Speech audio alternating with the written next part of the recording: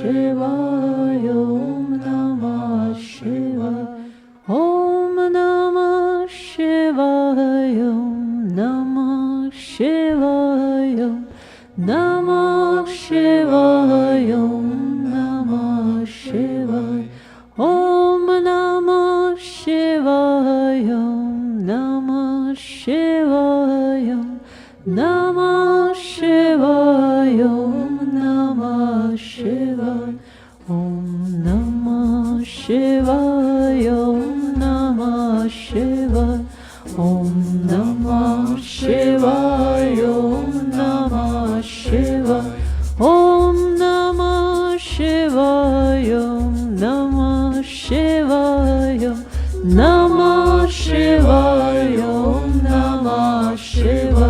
Om Namah Shivaya, Namah Shivaya, Om Namah Shivaya, Om Namah Shivaya, Om Namah Shivaya, Namah Shivaya, Om Namah Shivaya, Om Namah Shivaya, Om Namah Shivaya, Om Namah Shivaya, Om Namah Shivaya, Om Namah Shivaya, Namah Shivaya, Namah Shivaya, Om Namah Shivaya, Om Namah Shivaya, Om Namah Shivaya, Om Namah Shivaya, Om Namah Shivaya, Om Namah Shivaya, Namah Shivaya, Namah Shivaya, Om Namah Shivaya, Om Namah Shivaya, Namah Shivaya, Namah Shivaya, Om Namah Shivaya, Om Namah Shivaya, Om Namah Shivaya, Om Namah Shivaya, Om Namah Shivaya, Om Namah Shivaya, Namah Shivaya, Namah Shivaya, Om Namah Shivaya, Om Namah Shivaya, Namah Shivaya, Namah Shivaya, Om Namah Shivaya, Om Namah Shivaya, Om Namah Shivaya, Om Namah Shivaya, Om Namah Shivaya, Om Namah Shivaya, Namah Shivaya, Namah Shivaya, Om Namah Shivaya, Om Namah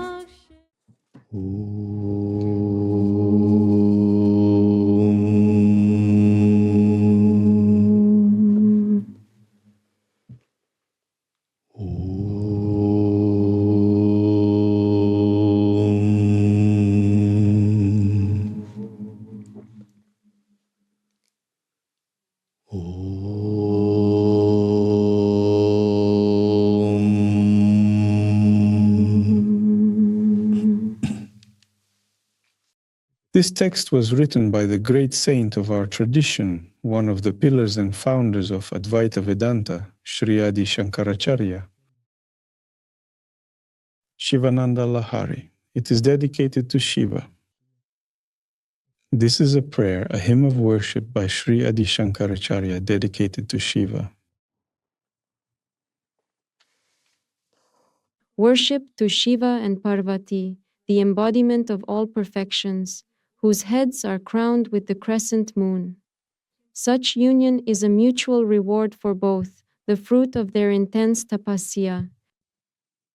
Homage to the bestowers of liberation and other fruits of a virtuous life, the inexhaustible source of virtue in the three worlds, who continually reveal themselves anew in the process of perfecting meditation, generating indescribable bliss in the minds of those who contemplate them.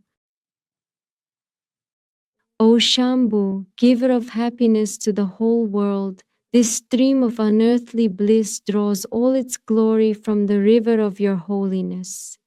It flows into the lake of my mind through the channels of intellect, washing away the dust of sins and cooling the heat of suffering from wandering in endless cycles of rebirth.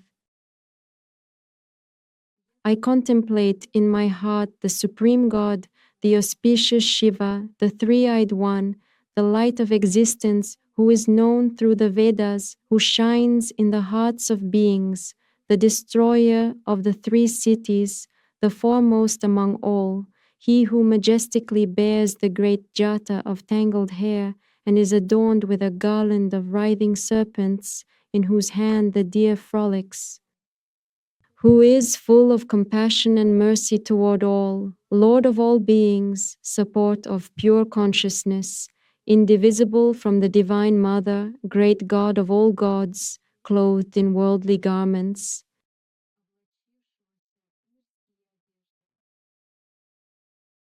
In this world, there are many gods who reward their devotees with various gifts. But even in my dreams, I do not attach the slightest importance to worshipping them, nor to the results of such worship. O Shiva Shambhu, you are the embodiment of all gods and the sole bestower of happiness. Allow me to always remain at your lotus feet, which are difficult to attain even for Vishnu and Brahma, who dwell in your immediate presence. Shiva is called the destroyer of the three cities. These three cities are the three great worlds. One is the gross material world called Vishva, another is the subtle astral world called Tajasa, and the third is the causal world called Prajna. These three worlds exist within every person. They are also manifested within us as three granthi, knots, in which karma and ignorance are hidden. The Brahma Granthi is located in the area of the Swadhisthana chakra. The Vishnu Granthi is in the region of the Anahata chakra, and the Rudra Granthi is in the area of the brow center. Shiva pierces these with the rays of his Shaktipat, disperses these three worlds for the soul, and unties these three Granthis.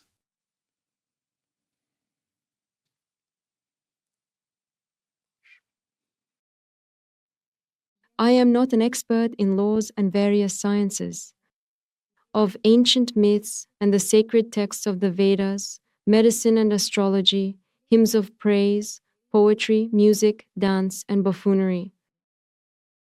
How then can rulers be pleased with me? Who am I then? O Pashupati, Lord of beings, renowned for your compassion, save me, ignorant and animal-like, for you alone are all-knowing and all-pervading.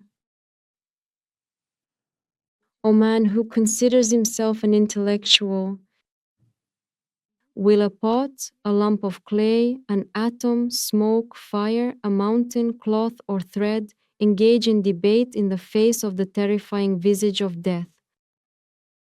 It is pointless.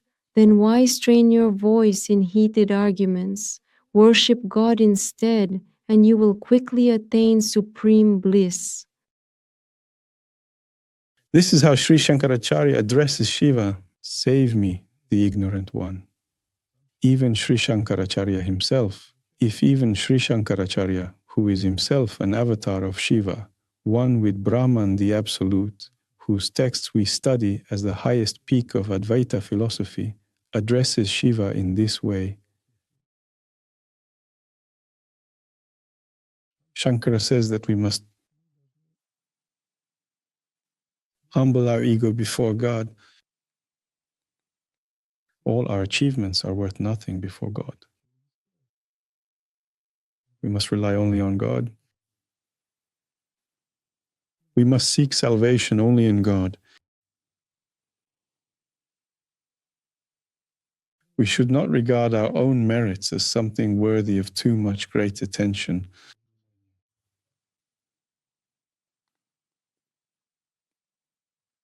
We should not see our shortcomings or even our sins as something that overshadows the path to God.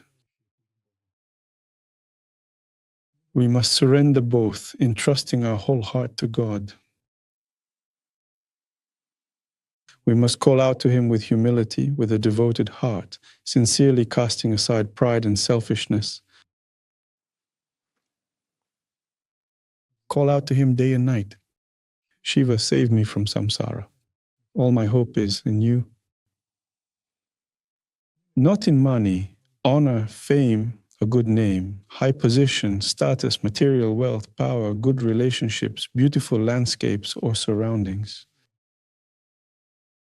Not in intellectual abilities, knowledge or erudition. A pleasant voice, eloquence or handsome appearance. Attractive, refined manners, good upbringing. Not in magical powers, the ability to manipulate energies, to summon some energies and repel others. All of this may come to us due to our karma and merits, but we should not rely on it. When it comes to our connection with God, all of this is nothing compared to God. Here, only our devotion and knowledge, jnana, matter.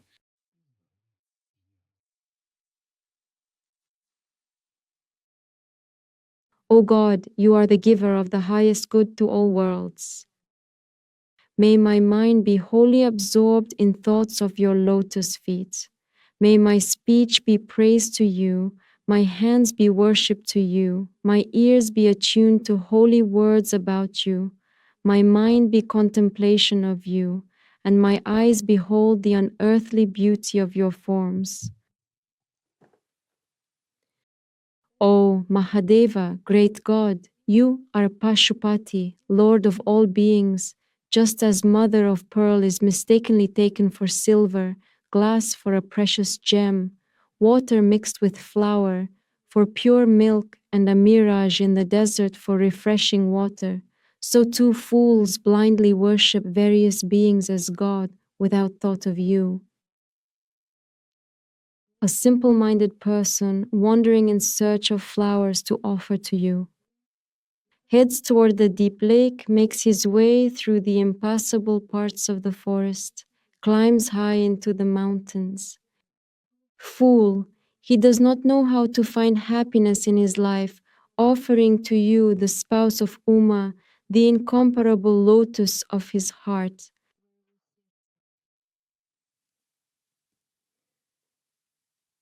What does it matter if I am destined to be born again as a human or a celestial being, a wild animal or a domestic creature, a mosquito or a worm, as a bird or some other being?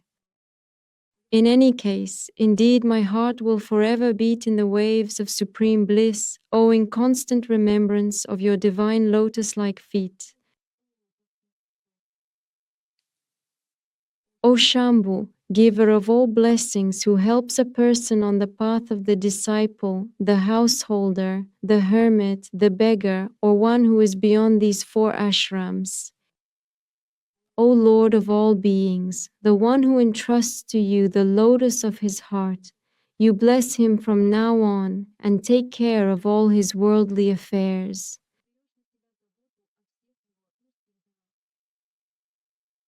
Thus Shankara says, if I am devoted to you and remember you, then I am not even afraid to be born as a mosquito, a fly, a dog, an animal, a god of samsara, a spirit, or anyone else.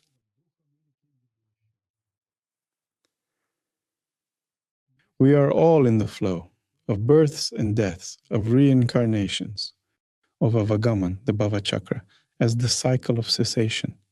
We live in God's world and it has its own laws. Many people think that we live in a world of humans and that everything will be as people have invented it.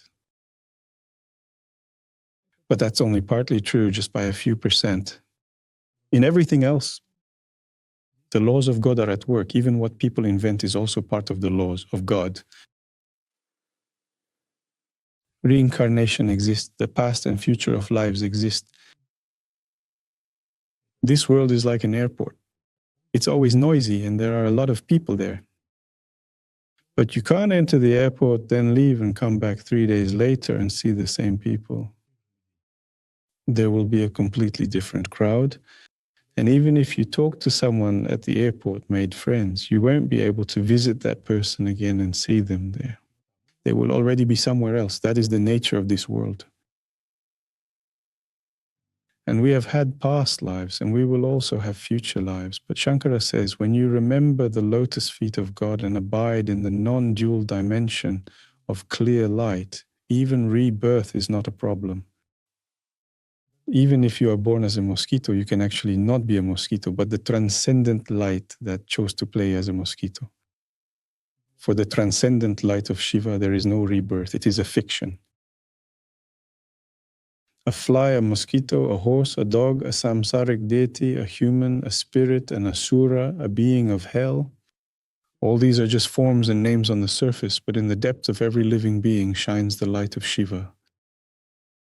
Whoever remembers this light of Shiva is no longer reborn.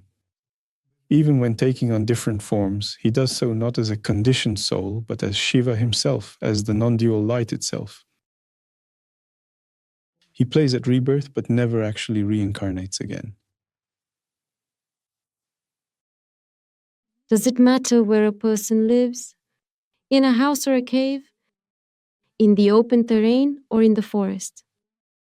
On the mountaintop, in the water, or among fires? O Shambhu, if a person's consciousness always abides at your feet, he will be happy everywhere and known as the greatest yogi. O the Lord of all beings, who, if not you, can save me, intoxicated by ignorance, lying in the ditch of the worldly life, so far from worshipping you? Who is more miserable than I am? Who is more skilled than you at saving the unfortunate?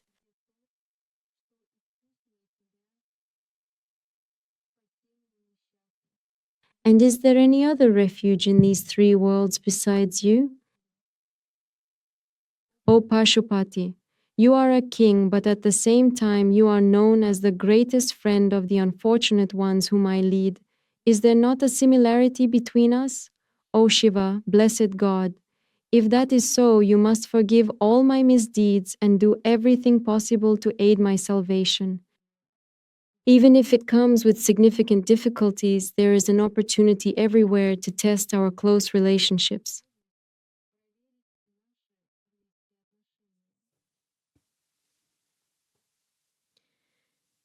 It is not out of indifference, so why do you not destroy those destinies of mine that give rise to sinful desires and hinder my constant contemplation of you?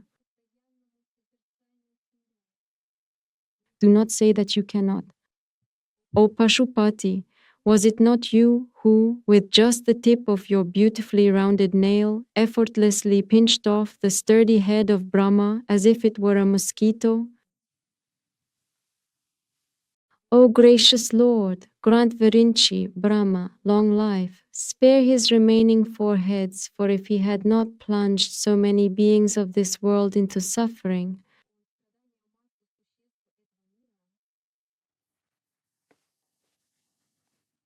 would I have had any chance to become saved by your merciful gaze?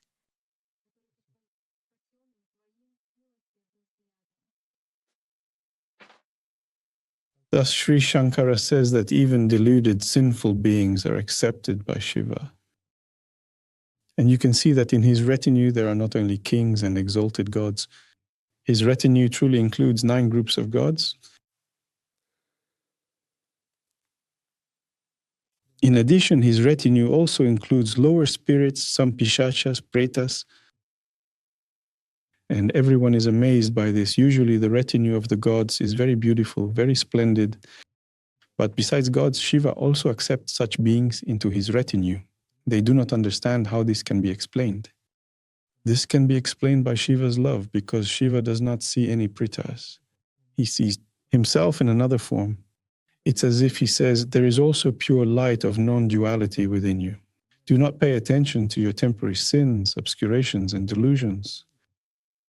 Your original nature is the same as mine. Then Shankara says, Shiva, you are so great that you even severed Brahma's head. And Brahma created this universe, becoming the cause of suffering for all living beings in samsara. But if it weren't for him, if it weren't for this universe, how could I have come to know about you? So it was not in vain. This is exactly how Shiva brought forth the creator god Brahma from himself, so that he could create the universe as a playground for all souls, for living beings, so that each soul could sprout like a spore into a great tree and realize its divine nature. If this playground did not exist, the souls would never awaken. They would remain asleep in the cosmic space of emptiness and would not be able to know Shiva, to practice, and to move towards him. This is the purpose of the universe, of the world, of family, ashram, human civilization. The only meaning in this, everything is nothing more than a platform for realizing Shiva. It is needed so that the conditions are created for the soul to move towards God.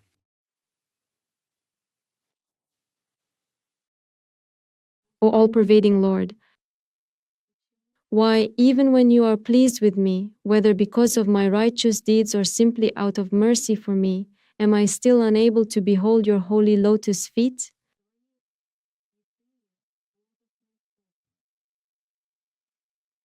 They are obscured by golden crowns studded with precious gems, belonging to the multitude of celestial beings who have fallen prostrate before them in excitement. Thus, Shankara says, I cannot see your lotus feet because of the multitude of crowns of the gods, and the radiance emanating from them obscures your feet to me. These are gods of a lower order, the gods of samsara. And when we practice, when we follow the path of liberation, these crowns of the gods become visible to us. These are our inner subtle senses, subtle desires, our elevated sattvic state, but we should not confuse them with the feet of God, of Shiva. They can only obscure those feet. We should not give them importance. We should not cling to them. We should respectfully ask them to move aside a little.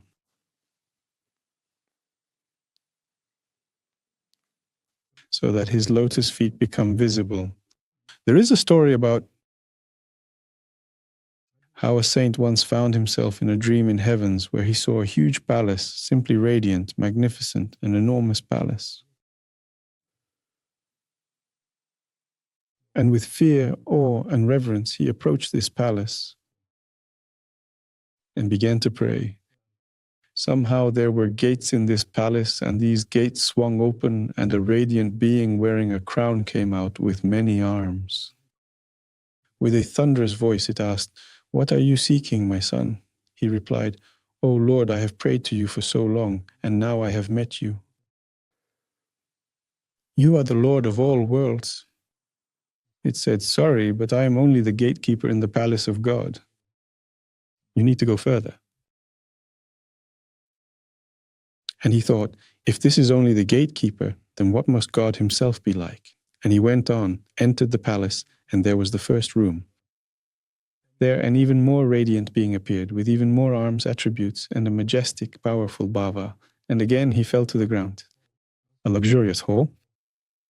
There were some decorations and objects there, and he prostrated himself before it. "Lord, I have prayed to you for so long. I passed through your gatekeeper, and now I have found you." He said, "Oh, sorry, I'm just in charge here of this hall where the gods of higher dimensions leave their golden sandals. Once in an era, when they come here for a gathering, I am the keeper of these sandals." He actually was astonished. "Have you ever heard of the God who is supreme, the highest of all?" He says, "I have never even seen him. All I see is the great gods who come once in an era and leave their sandals here. I do not even dare to lift my eyes. I do not look higher than their sandals. I have never even seen the faces of these gods. And you ask me about the highest one, about the greatest of all." And this holy man thought, "My God, I thought I had come to know God through my 20 years of fasting, vigils, and prayers. But here, such great gods in the great heavens do not even lift their eyes above the golden sandals of the gods who come here to gather. And these gods are merely his messengers, who sent to watch over this world.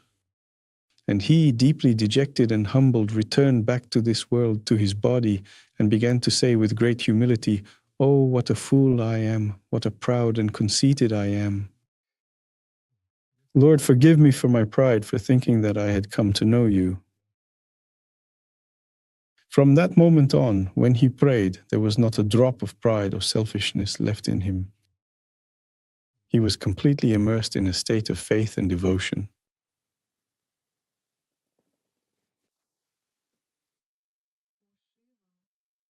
You are the only one who can grant people liberation, the highest of all blessings. Only you are worshipped by gods like Vishnu, who occupy the heavenly position granted by you. Your generosity toward your devotees is boundless, but my worldly desires are also without limit. When will you come to save me with your merciful gaze? Worldly life is full of sinful desires. It is the source of sin and the cause of all misfortunes, leading to bondage and promising all kinds of suffering. O Lord, tell me, why and for whose benefit do you not heal me, if it is all for your divine play? But if all of this is for your amusement, I will indeed be happy. O most gracious Lord, all-pervading bearer of the skull cup, whose divine game, Leela, became begging.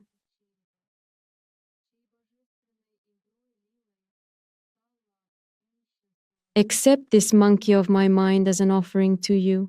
Bind it with the cord of devotion and keep it under your constant watch. So everyone has a mind, but Shankara calls it the monkey of the mind. For its taming, there is the leash of devotion. This monkey is almost impossible to tame. Have you ever seen monkeys on the rooftops in India or somewhere else, and the locals warn you not to carry things in your hands just like that? Documents, money, they might snatch them. And no one can do anything about it, neither the government nor the locals. They live on their own, jumping and leaping around, and they can snatch something from you. And when we recently went to the Buddha's cave, they were selling us all sorts of packets with cookies, popcorn, and some kind of sticks. And they kept saying, "Feed the monkeys, feed the monkeys." I thought, oh, there are going to be a lot of monkeys now. Here you either have to fend them off or buy them off. And we went up to the Buddha's cave, not a single monkey. I thought, what monkeys were they talking about? But at the same time, I saw a lot of people, vendors, and they were all trying to sell us, as it said, to push all their gifts, packets, trying to get something from us, some money. I saw very restless minds. I thought, so that's what monkeys they were talking about, really, monkeys of the mind. There are no physical monkeys, but there are plenty of monkeys of the mind. And inside us too, there is such a monkey of the mind. And you can't tame it in any other way except by putting it on a leash. And that leash is devotion. Only devotion to God is capable of taming the monkey of the mind. And such devotion must be cultivated, practiced, cultivated again, and practiced again from morning till night. When the monkey of the mind is put on a leash, yoga works, meditation works, mantra, everything works. But without such a leash, it is very difficult to derive real benefit from yoga, satsangs, reading scriptures or mantras. Stubborn and willful, such monkey wanders tirelessly in the forest of ignorance, dancing atop the chests of young beauties, leaping chaotically from branch to branch of worldly desires. O Shiva the auspicious, Lord of the worlds, destroyer of Smara, accompanied by the celestial retinue of Shivaganas, you will come together with your Shakti and dwell forever in the shining portable tent of my mind, which day by day I establish on the royal road of divine contemplation. The support for that tent is a strong will, and its sturdy ropes are the gunas. Its many aspirations are its bright colors, and the patterns of the lotus are its vibrant hues. Shivaya, Om Namah Shivaya, Om Namah Shivaya, Namah Shivaya, Namah Shivaya, Om Namah Shivaya, Om Namah